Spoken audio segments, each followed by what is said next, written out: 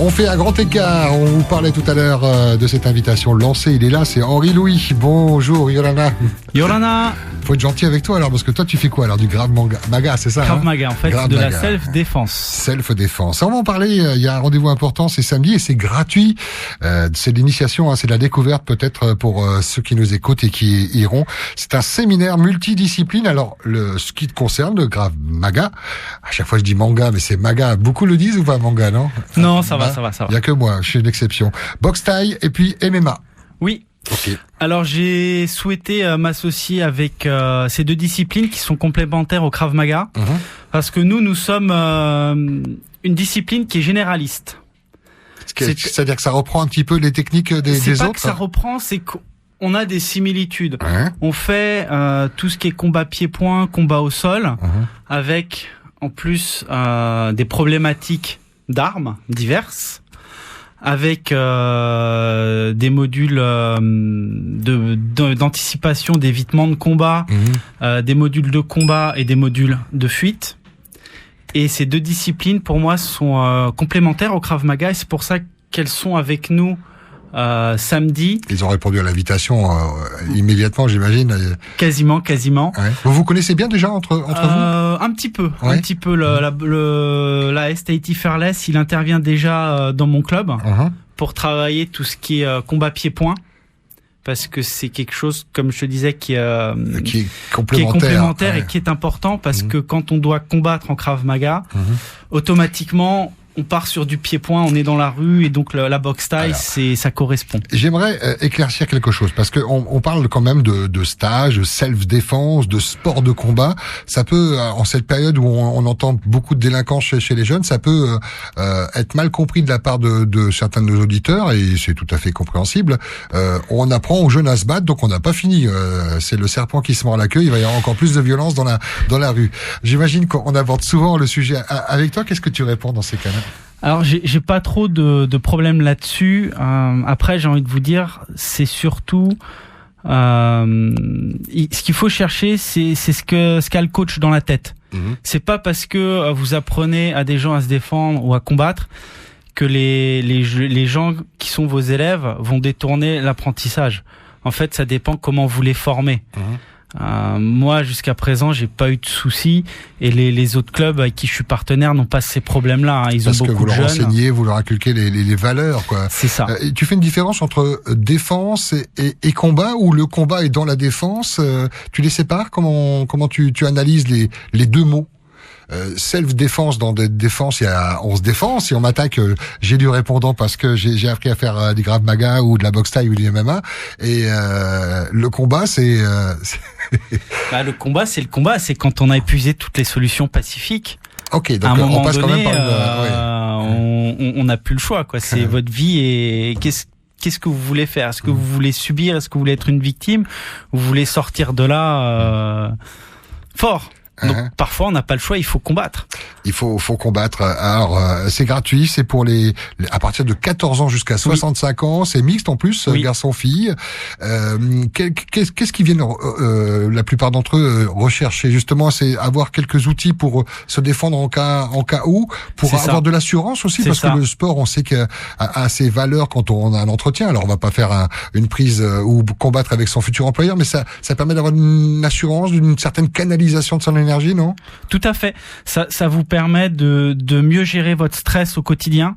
Moi, c'est quelque chose que j'ai réussi à reporter dans mon domaine professionnel.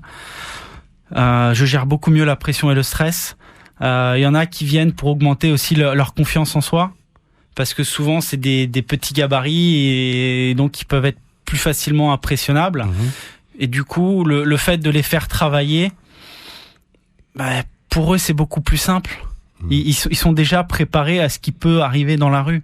Il n'y a pas de morphologie pour le Krav Maga, non? Pas du tout. Oui, on peut avoir une forte corpulence, être à l'inverse fil de fer, maigrichon, petit, grand, peu importe. Alors après, les catégories de poids, vous les avez dans le système de compétition. Ok. Oui, on va pas. Voilà, qui est organisé par la Fédération française de karaté. Mais les outils sont les mêmes. Vous êtes rangé par.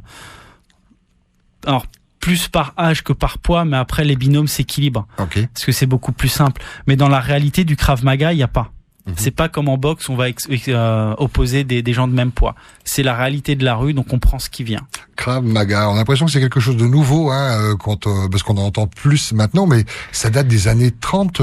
Je regardais sur le site internet, vous avez un site internet qui est plutôt bien fourni, et puis dans les menus il y a l'histoire.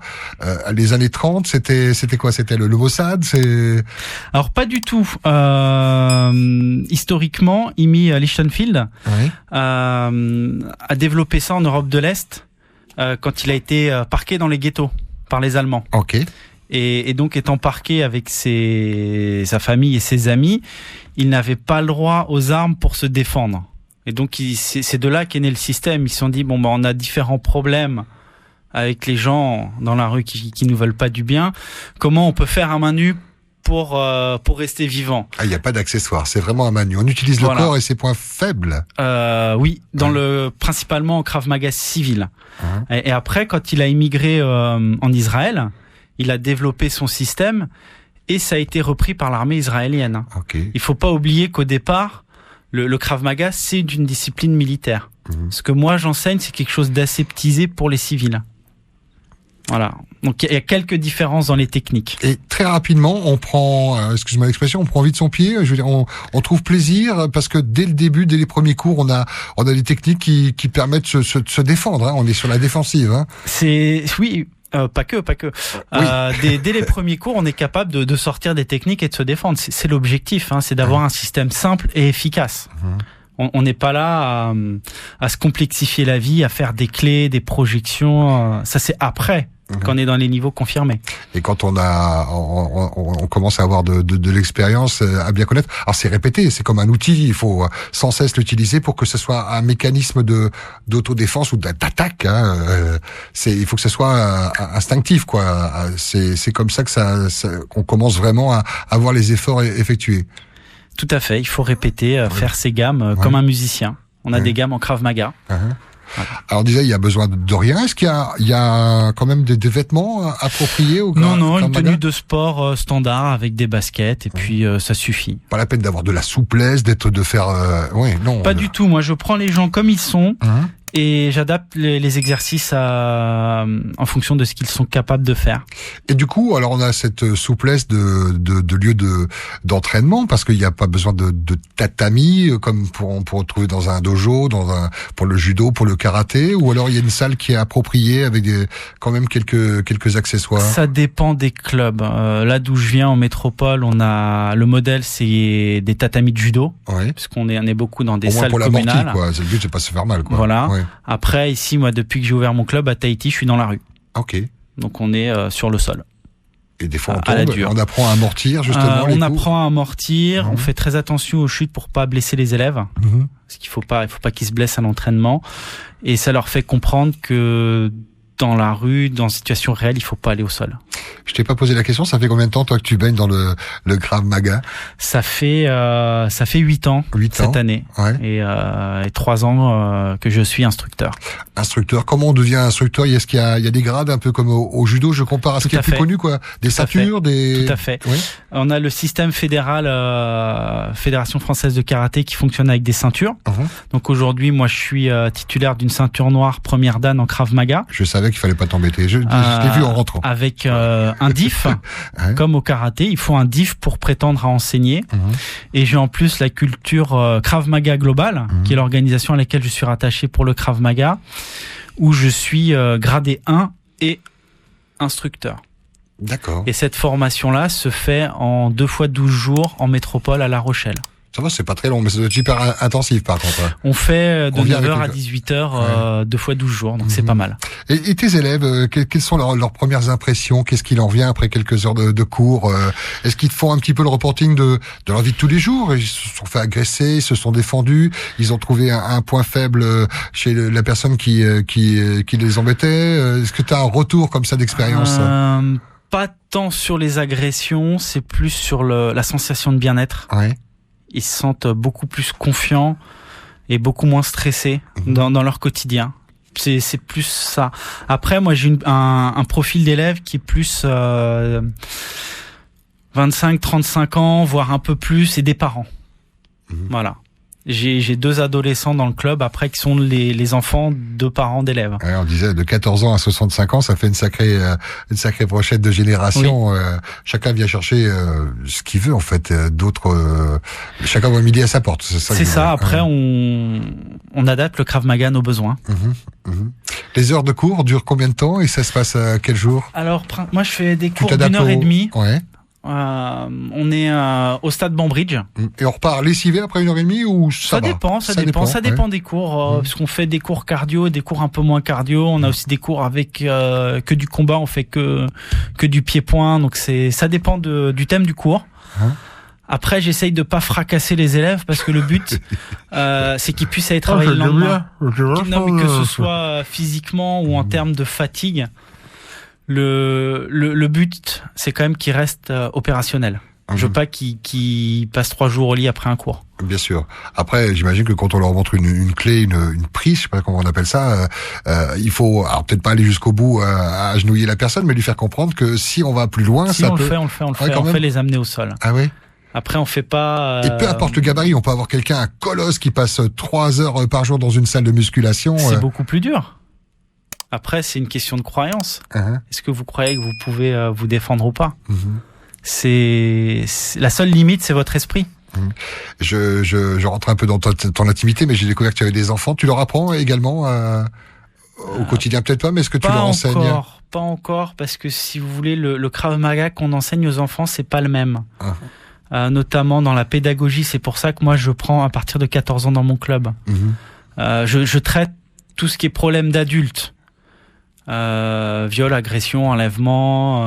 Pour ça qu'en dessous de 14 ans, je fais pas. Faut que je me forme pour le faire. Voilà. Pour pas traumatiser les enfants entre guillemets. Il faut les amener sur la voie dans de bonnes conditions. Tu parlais de la violence chez les adultes, on pense immédiatement à ce fléau de la violence dans les couples, hommes et femmes. Et tu as des gens, des hommes ou des femmes qui viennent justement essayer d'avoir quelques outils pour essayer de se défendre, pour avoir un peu plus d'assurance, pour avoir du répondant. Oui, j'ai le cas. Alors après, là, on va plus rentrer dans des cours particuliers. C'est plus, on me demande plus ça pour ce type de problème-là. Je suis également intervenu au centre Potehau de Pirée, qui est un centre de protection des femmes où j'ai fait un module de 3 mois de cours. Alors là, pour le coup, on arrive après, puisque c'est un endroit où les femmes sont placées une fois que les violences sont constatées. Donc là, on est... c'est après, mais bon, rien n'est perdu pour et le but, c'est de leur montrer déjà qu'on peut faire quelque chose. On n'est pas forcément obligé de subir. Et de leur redonner une rigueur. Parce que elles ont les heures de cours, elles ont les jours, les horaires. Et donc ça leur aide après à se remettre en cheville professionnellement. Krav Maga, boxe thaï, MMA, séminaire multidiscipline, c'est à Pilet. C'est ce samedi, 17 juillet, de 9h à 12h, c'est uniquement le matin. C'est l'initiation, c'est gratuit, on l'a dit, c'est au parc à Oreitinho, le parc, c'est côté zen, ce qui pourrait apporter de l'ombre au tableau, c'est la météo, mais ça devrait aller... Alors après, on a la chance d'avoir eu le Farem Ayatoa. Ok, donc à l'abri. Donc peu importe la météo, on est abrité. T'as été amené à intervenir auprès des Mutoy Frani pour leur donner quelques outils aussi pour leur quotidien, parce qu'eux, ils sont confrontés à la violence.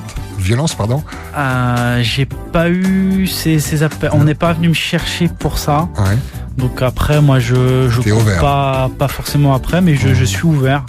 Après, comme je t'ai dit, je traite beaucoup de problématiques. Il suffit juste de me demander et après je fais du sur-mesure. J'étais ravi de t'accueillir, ça passe gravement vite, Henri-Louis. Merci d'avoir fait le déplacement jusqu'à notre studio. Tu es venu 2 fois à la station, il y a les journalistes qui t'ont sauté dessus et moi je t'ai à nouveau invité à la radio. Merci d'être revenu.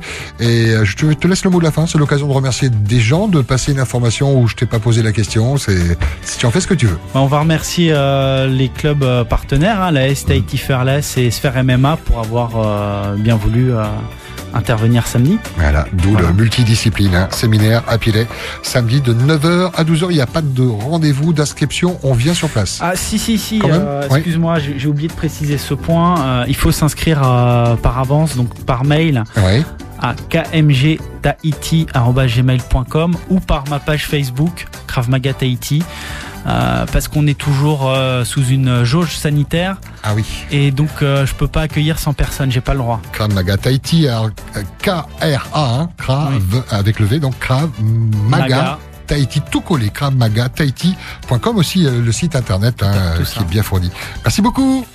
Merci Malou. Bon 14 juillet, on était ravis de parler de ce sport de défense et puis vous éclairer un tout petit peu, puis peut-être vous donner envie d'aller faire un petit tour samedi matin du côté de Aure Jinihau.